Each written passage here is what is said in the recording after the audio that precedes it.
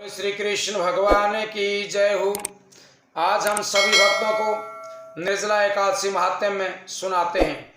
अब की बार निर्जला एकादशी व्रत के बारे में संशय बना हुआ है, लेकिन ये व्रत अब की बार 11 जून शनिवार को ही किया जाएगा। इस दिन 3 तिथियों का सम्मेलन हो रहा है, मिलन हो रहा है, संप्रस्थ हो रहा है। इसलिए एकादशी, द्वादशी और त्रयोदशी का मिलन होने के कारण इस एकादशी का व्रत शनिवार 11 जून को किया जाएगा। अब हम आपको कथा सुनाते हैं। सूत जी बोले कि हे ऋषियों, अब सभी व्रतों में श्रेष्ठ श्रव एकादशी में उत्तम निर्जला एकादशी की कथा सुनो।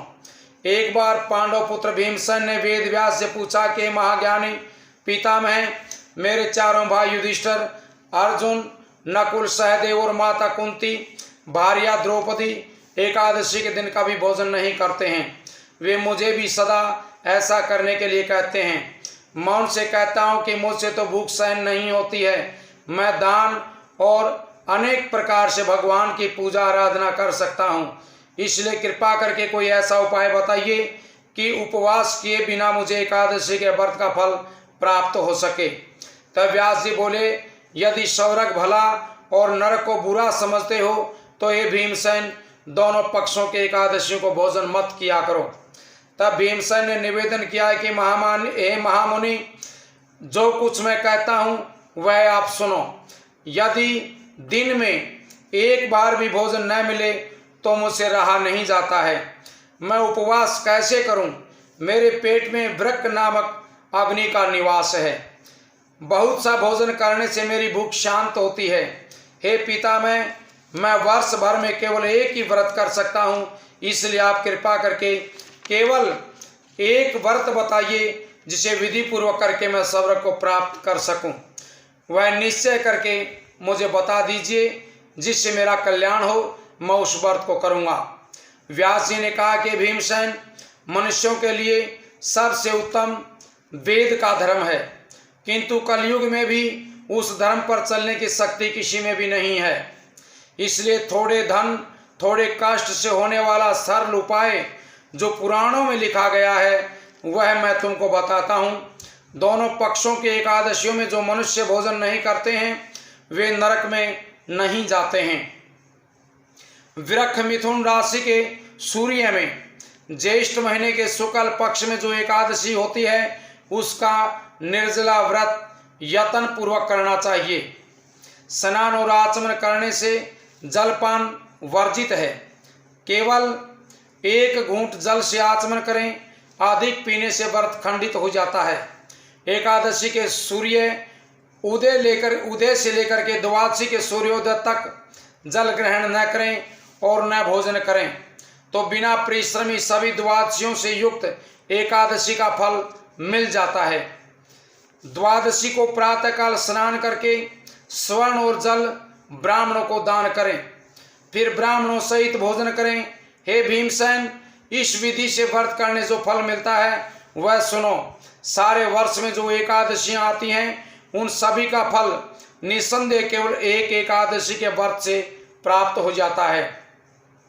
शंख चक्र गदाधारी विष्णु भगवान ने स्वयं ये मुझसे कहा है कि सब त्याग करके केवल मेरी शरण में आओ। और एकादशी निराहार व्रत करने से मनुष्य सब पापों से छूट जाता है। सब तीर्थों की यात्रा, सब प्रकार के दानों में जो फल मिलता है वह सब इस एकादशी के व्रत करने से मिल जाता है।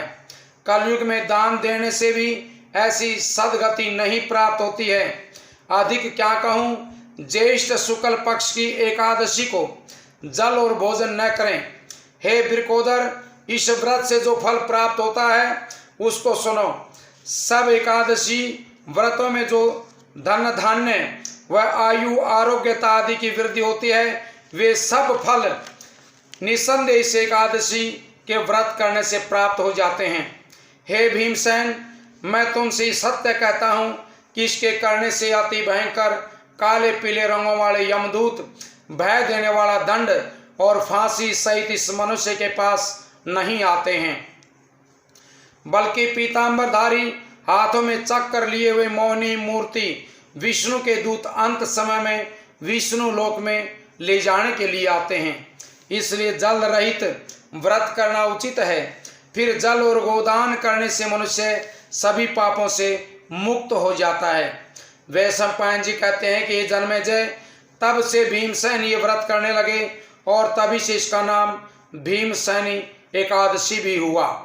हे राजन, इसी प्रकार तुम भी सब पाप दूर करने के लिए उपवास करके विष्णु भगवान की पूजा करो और इस प्रकार प्रार्थना करो कि भगवान मैं आज निर्जल व्रत करूंगा, हे देवेश अनंत द्वादशी को भोजन करूंगा। ये कह करके सब पापों की निवृत्ति के लिए श्रद्धा से इंद्रियों को वश में करके व्रत को करें। स्त्री व पुरुष के मंद्राचल पर्वत के समान बड़े से बड़े पाप भी इस एकादशी के प्रभाव से नष्ट हो जाते हैं। यदि गौदान न कर सकें तो वस्त्र में बांधे स्वर्ण के साथ घड़ा दान करें। निर्जला एकादशी को स्नान, दान, तप, होम आदि जो धर्म कार्य मनुष्य करता है वो सभी अक्षय हो जाते हैं। हे राजन, जिसने एकादशी का विधि पूर्वक व्रत किया है उसे और धर्म आचरण करने की क्या आवश्यकता है। सब प्रकार से व्रत करने से विष्णु लोक को प्राप्त हो जाते हैं। और हे कुरुश्रेष्ठ, एकादशी के दिन जो सोना, अन्न, वस्त्र आदि दान करते हैं उनके पुण्य का कभी भी नाश नहीं होता है। एकादशी के दिन जो मनुष्य अन्न भोजन करते हैं वह पापी हैं। इस लोक में चांडाल होते हुए अंत में दुर्गति को प्राप्त करते हैं। इस एकादशी का व्रत करके दान देने वाले मोक्ष को प्राप्त होते हैं। ब्रह्म हत्या, मदिरापान, चोरी, गुरु से द्वेष और झूठ बोलना ये सब महापाप द्वादशी युक्त एकादशी का व्रत करने से सभी पाप नष्ट हो जाते हैं। हे कुंती पुत्र, अब इस व्रत की विधि सुनो। ये व्रत स्त्री पुरुषों को अत्यंत श्रद्धा से अपनी इंद्रियों को वश में करके करना चाहिए। अक्षर साई भगवान की पूजा करके गौदान करें। दूध देने वाली गौ, मिष्ठान और दक्षिणा सहित विधि पूर्वक दान करें। हे श्रेष्ठ अर्जुन, इस प्रकार भली भांति ब्राह्मणों के प्रसन्न होने से विष्णु भगवान संतुष्ट होते हैं। जिसने ये महाव्रत नहीं किया उसने आत्मद्रोह किया है, वह दुष्ट दुराचारी है। और जिसने ये व्रत किया उसने अपने 100 पिछले और 100 अगले संबंधियों को अपने सहित स्वर्ग में पहुंचा दिया है और मोक्ष को प्राप्त किया है। जो मनुष्य शांति से दान और पूजा करके रात्रि को जागरण करते हैं और द्वादशी के दिन अन्न, जल, वस्त्र, उत्तम शैया व कुंडल सुपात्र ब्राह्मण को दान करते हैं, वह निस्संदेह स्वर्ण के विमान पर बैठ करके स्वर्ग को चले जाते हैं। इस कथा को पढ़ने और सुनने वाले स्वर्ग को प्राप्त करते हैं। जो फल पाप नाशनी अमावस्या अथवा सूर्य ग्रहण में दान पुण्य करके जो फल मिलता है वही फल इस कथा के सुनने से प्राप्त हो जाता है। दंत धामन कर विधि अनुसार बिना अन्न तथा जल के व्रती मनुष्य इस एकादशी का व्रत और आचमन जल के अतिरिक्त और जल न पी करके द्वादशी के दिन देव देवेश त्रिविक्रम भगवान की पूजा करें। जल, पुष्प, धूप, दीप अर्पण करके यथाविधि पूजन करके प्रार्थना करें कि हे देवेश, हे ऋषिकेश, हे संसार सागर से पार कराने वाले, इस घड़े के दान करने से मुझे मोक्ष प्राप्त हो। फिर अपनी सामर्थ्य के अनुसार अन्न, वस्त्र, छत्र, फल आदि घड़े पर रख करके ब्राह्मणों को दान दें। उसके बाद श्रद्धा पूर्वक ब्राह्मणों को भोजन करा करके आप भी मौन होकर के भोजन करें। इस प्रकार जो इस व्रत को यथाविधि करते हैं सभी पापों से छूट करके मोक्ष को प्राप्त करते हैं। बोले श्री विष्णु भगवान की जय हो।